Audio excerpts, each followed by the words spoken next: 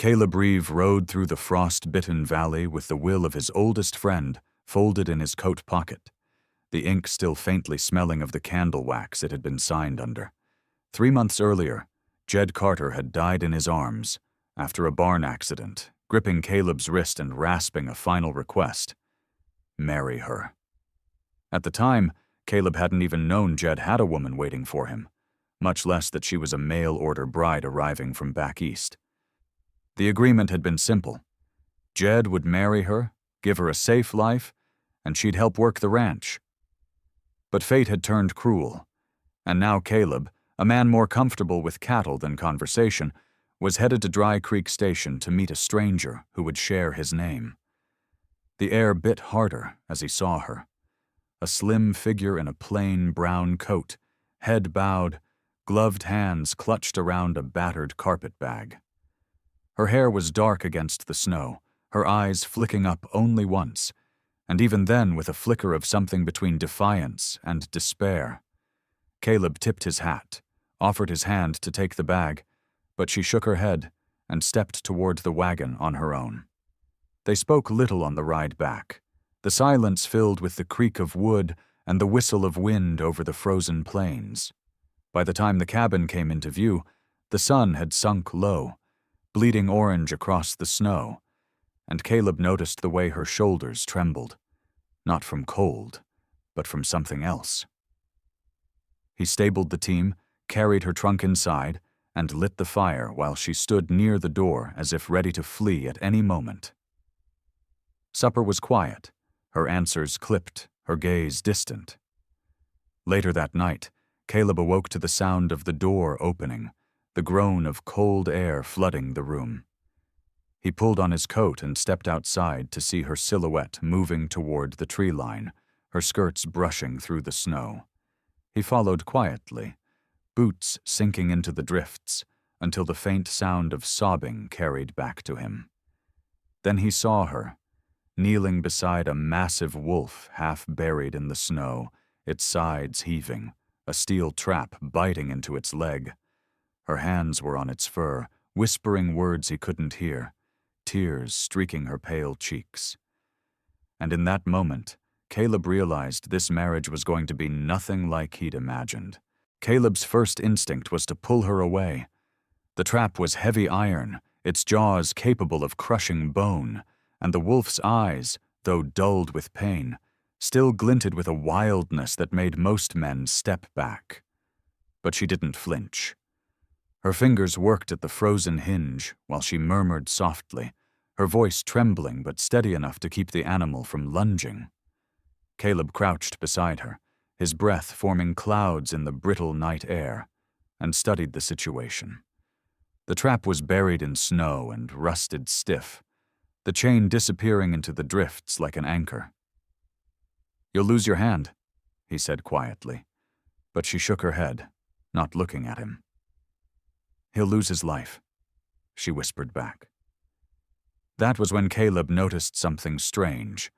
The wolf didn't growl, didn't bare its teeth.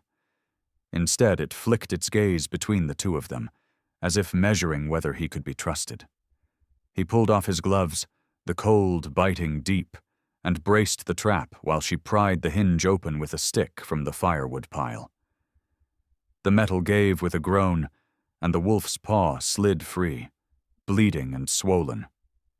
It tried to stand, but its leg buckled, and it collapsed against the snow with a low, guttural whine.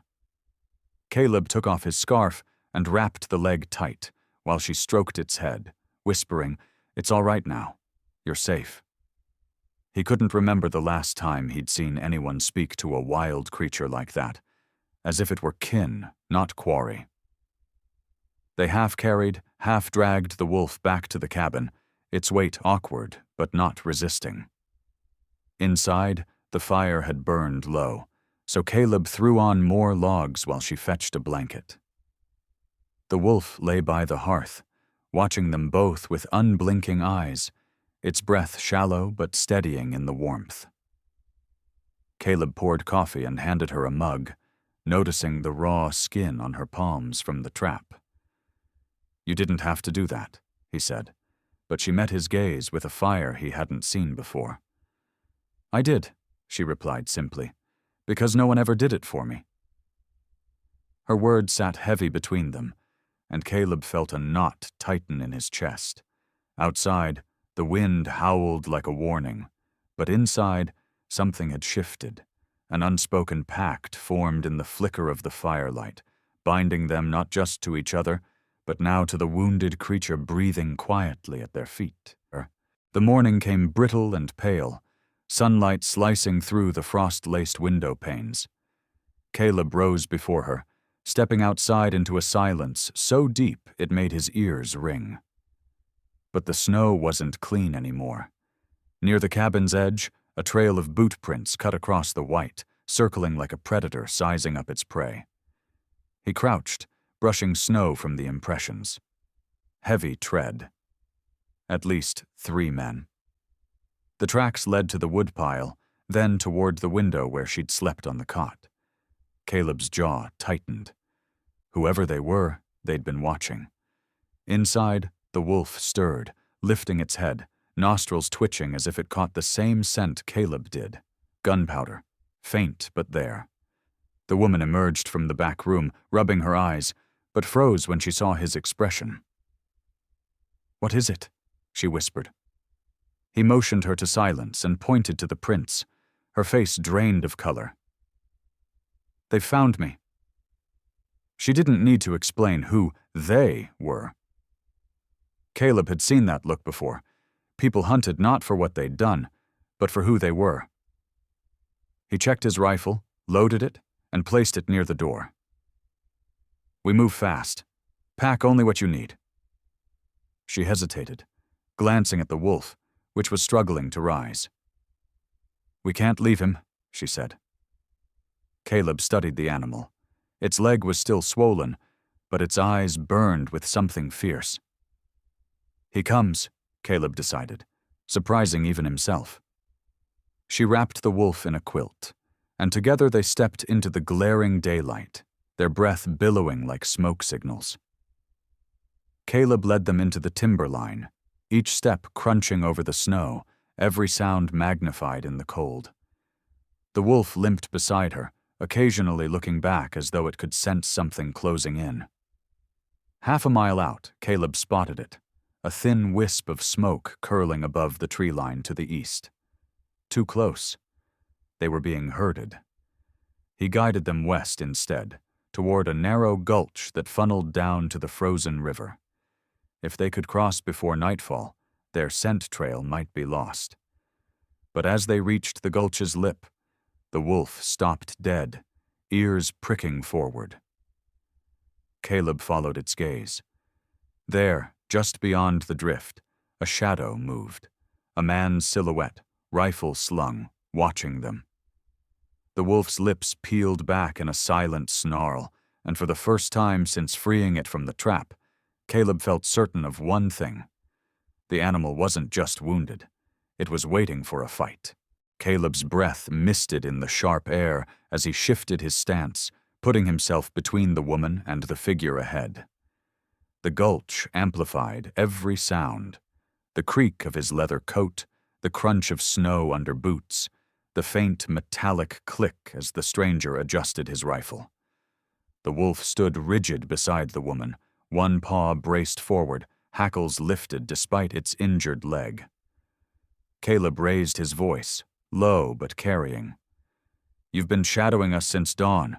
Step out where I can see you."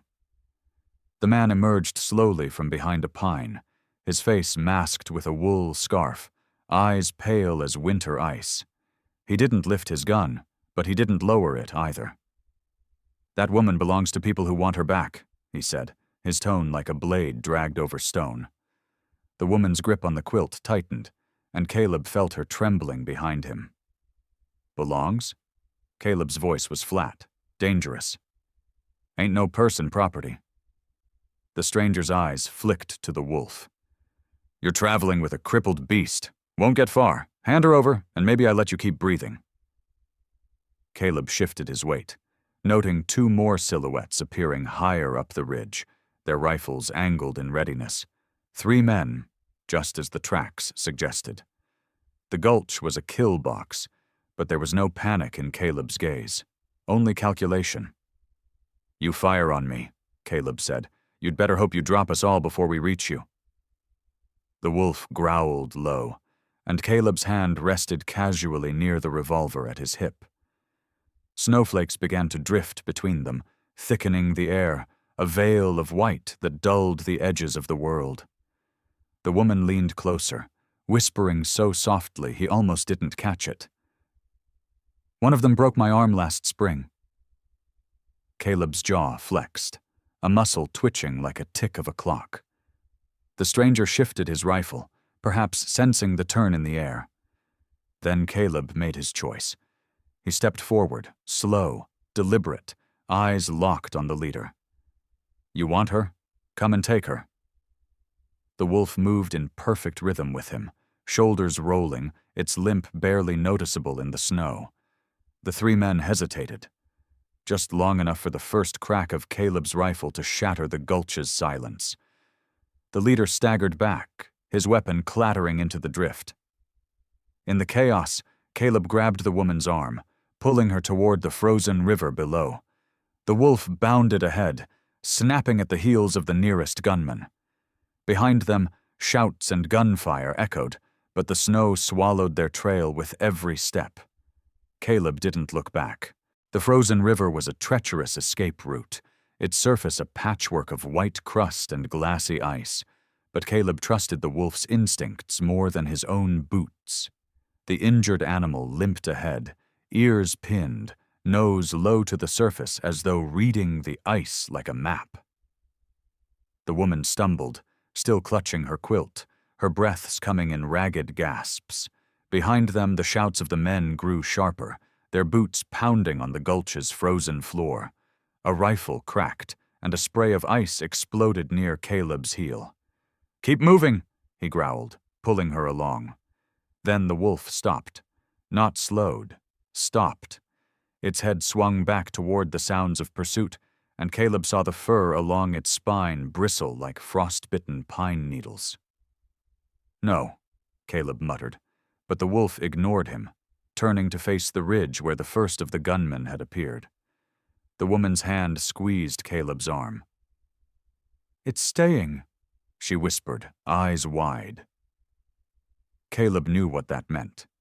The wolf wasn't planning to run. The first man crested the edge of the frozen bank, rifle raised. Before his finger could tighten on the trigger, the wolf lunged. It was a blur of gray and muscle, slamming into the man's knees so hard he toppled backward into the snow. The gun went skidding, and the man's cry cut short as the wolf's teeth found his forearm. The other two men shouted, firing wildly. Caleb pushed the woman behind a slab of ice, then raised his own rifle, sending a bullet straight into the second man's thigh. He went down with a howl of pain. The third took cover behind a rock, firing again, but Caleb's return shot forced him to duck. Out of the corner of his eye, Caleb saw the wolf take a blow from the first man's boot. Yet it didn't let go. It twisted, snarling, until the man's screams turned panicked. Caleb knew they had seconds before one of those men got back up, or the ice under them all gave way. He grabbed the woman's hand. "Now, run!" The wolf released its grip, and limping heavily bounded after them. Together they fled down the river's curve, the sound of pursuit fading as the snowfall thickened, erasing every trace of blood and boot prints. By the time Caleb pulled them up the far bank into the shelter of the trees, the wolf collapsed at their feet, chest heaving, its muzzle dark with blood. The woman knelt, her trembling hands cupping the animal's head. "It saved us," she whispered, tears freezing on her lashes. Caleb looked at the wolf, then at her, and said quietly, "No, it saved you." By the time Caleb's cabin came into view through the thick wall of pines, the woman was stumbling with every other step, her lips blue and her eyes glassy from exhaustion. The wolf limped ahead, leaving a faint trail of blood in the snow, but it never once looked back for reassurance. It simply led the way, certain of where safety lay. Caleb's cabin was no grand thing, just a squat log structure half buried under snowdrifts, but to the woman it must have looked like a fortress against the endless white. Caleb pushed the heavy door open and ushered her inside, guiding her toward the hearth where he quickly stoked the fire to a fierce blaze. The wolf sank onto a rug beside the hearth, head on its paws, its breaths slow and deliberate.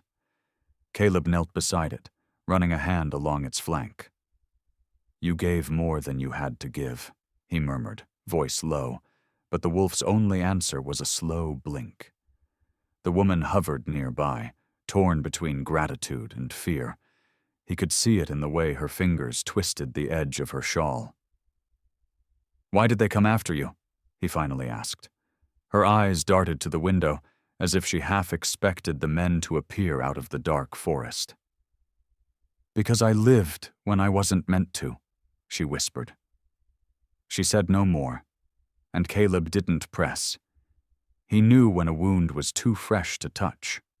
Instead, he set a pot of snowmelt over the fire, added strips of dried meat, and handed her a blanket so thick it nearly swallowed her whole.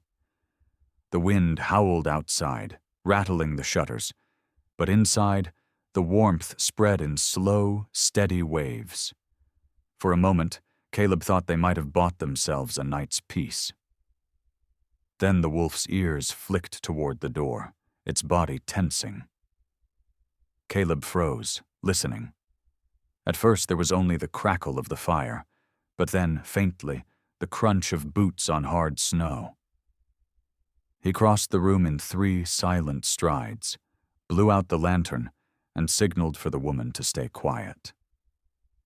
Through a gap in the shutters, he saw 2 shadows moving between the trees. They hadn't shaken their pursuers after all. His hand went to the rifle, leaning against the wall, but before he could lift it, the wolf rose to its feet, a low growl rumbling deep in its chest. "Looks like your fight's not done," Caleb muttered, his voice grim. The woman's eyes locked with his, and for the first time, he saw not just fear there, but something like resolve. The first whiff of smoke hit Caleb's nose before the glow reached his eyes. Outside the shutter gap, he saw one of the shadows bend low, striking a torch against the bitter wind. The other man crouched near the wall of the cabin, stuffing dried pine needles and straw beneath the logs. Caleb's jaw tightened. These weren't men who wanted to scare them. They wanted them gone for good. The wolf's growl deepened into something primal, its hackles high, its injured leg trembling with the effort of holding weight. Caleb touched the woman's shoulder and guided her toward the back wall, where a trap door led to a shallow root cellar. "If they get in, you stay here until I call for you," he whispered. Her hand caught his wrist. "They'll kill you." He met her eyes.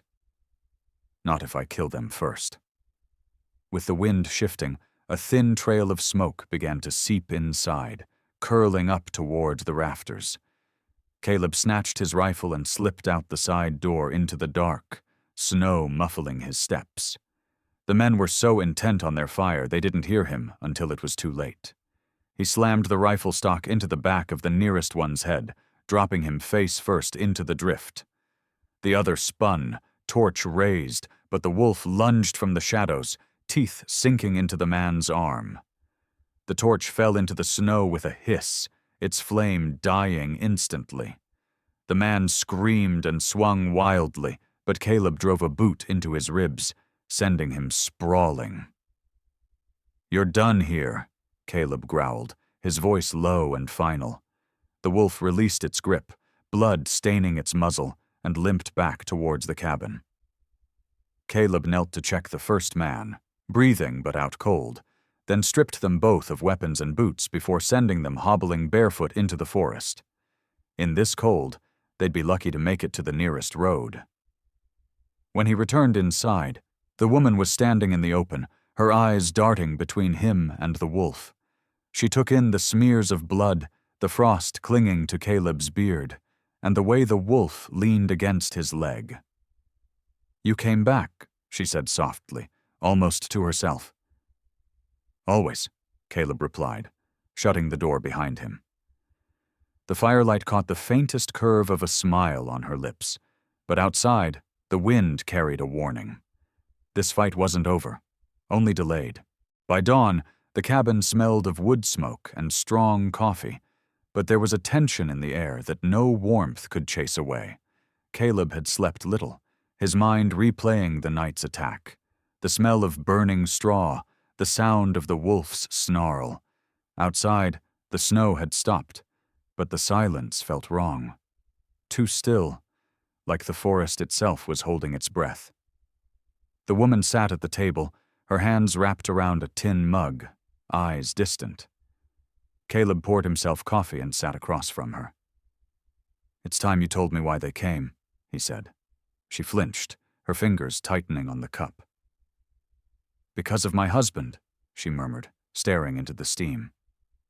"He's dead now. They think I have what he stole." Caleb's gaze sharpened. "What was it?" She hesitated, glancing towards the wolf resting by the hearth, its yellow eyes fixed on her as if urging the truth. "Gold," she said finally. "A pouch of it. Lakota gold. He took it from a warrior's grave, and before he could spend it, he drank himself into the ground. I buried him with it, but the men who came last night, they think I still have it."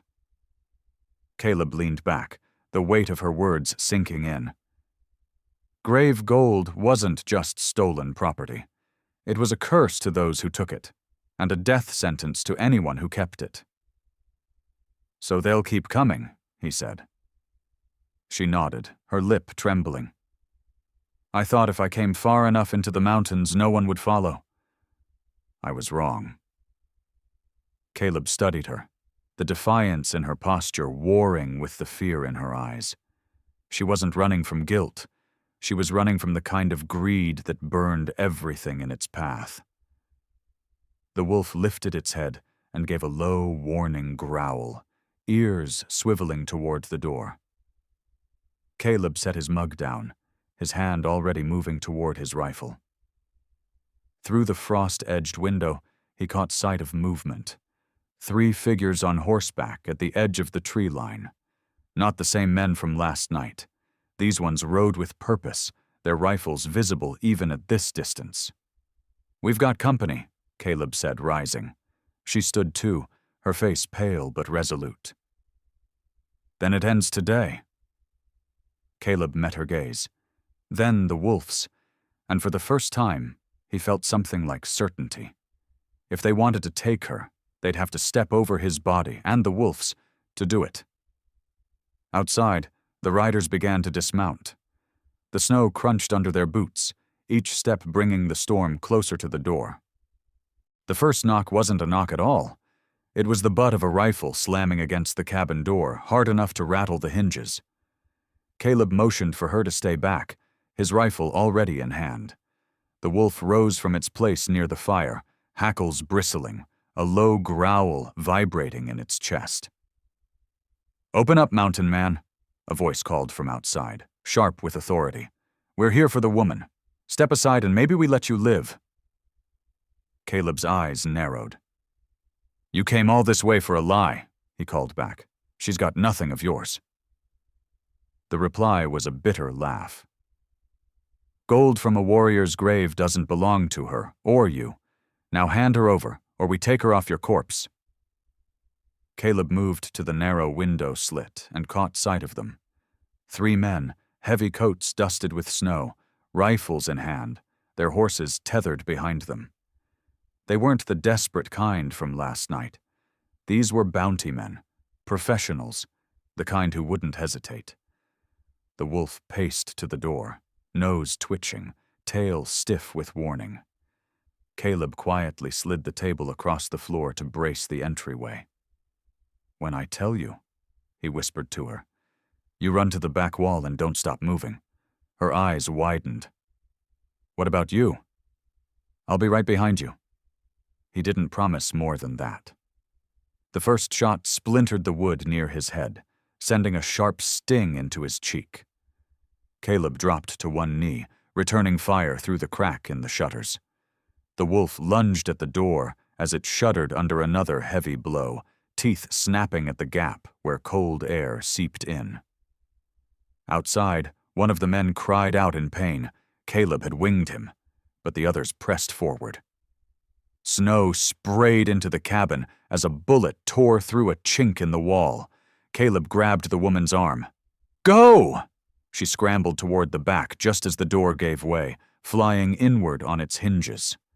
The wolf launched itself into the first man through the opening, teeth sinking into his forearm. He screamed, dropping his rifle. Caleb fired twice more, driving the other two back into the snow. The wolf's snarls echoed in the air, a wild and unrelenting sound. One of the attackers stumbled toward the tree line, clutching his shoulder, while the last man dragged the bitten one away. "This isn't over," he shouted before disappearing into the forest. Caleb slammed the broken door shut, shoving a beam across it. His breath came in ragged bursts, the heat of battle fading into the cold awareness that they had only bought time, not safety. The wolf limped back to the hearth, blood on its muzzle, eyes still burning. Dawn came pale and cold, spilling light over the jagged peaks. Caleb stood at the cabin's single window, watching faint plumes of breath rise in the tree line. They hadn't left. Somewhere out there, the men were waiting, regrouping, maybe calling in more. His fingers brushed the wolf's thick fur where it lay beside the hearth, the animal's leg bound with strips of torn linen. The woman moved quietly behind him, wrapping the last of the bread in a cloth. "We can't stay here," she said softly. Caleb nodded. "Then we make sure they can't follow." He stepped outside into the snow, his boots crunching on the frozen crust. The wolf rose and limped after him, ignoring the sting in its injured leg. The woman followed, clutching the heavy rifle Caleb had pressed into her hands. The sky was brittle blue, the kind that cut deep into your lungs. Caleb led them down toward the creek, where the pines grew thick and shadows could hide movement. He'd hunted this ground for years. He knew where the terrain bent to his advantage. It didn't take long before they heard the voices. Closer than before. Caleb motioned for silence, and they crouched behind a fallen log. Through the branches they saw the bounty men. 3 had become 5. The leader, the one Caleb had shot in the shoulder, barked orders while pointing toward the cabin. "Flush them out. Take the woman alive." Caleb's jaw tightened. That was the moment he moved. The first shot cracked through the cold, dropping the man with the wounded shoulder before he could react. Chaos broke out as the wolf lunged from cover, snarling, tearing into another man's arm and dragging him into the snow. The woman's shot rang out next, shattering the air, and one of the attackers fell hard, his rifle spinning away. Caleb moved like he'd been born for it, using the trees as cover, his shots measured and final. One man tried to flee, but the wolf cut him off, forcing him toward Caleb's sights. The last attacker dropped his weapon and fell to his knees, hands up, eyes wide with fear. Caleb approached slowly, the barrel of his rifle never wavering. "Tell the rest," Caleb said, his voice low and even. "If they come for her again, I'll hunt every last one of them." The man stumbled away, vanishing into the forest without a backward glance. Snow began to fall in slow, heavy flakes, covering the blood, softening the earth's memory of violence. Caleb turned to find the woman watching him, her eyes shining, not with fear, but with something like trust. The wolf limped to her side and leaned into her legs, as if claiming her.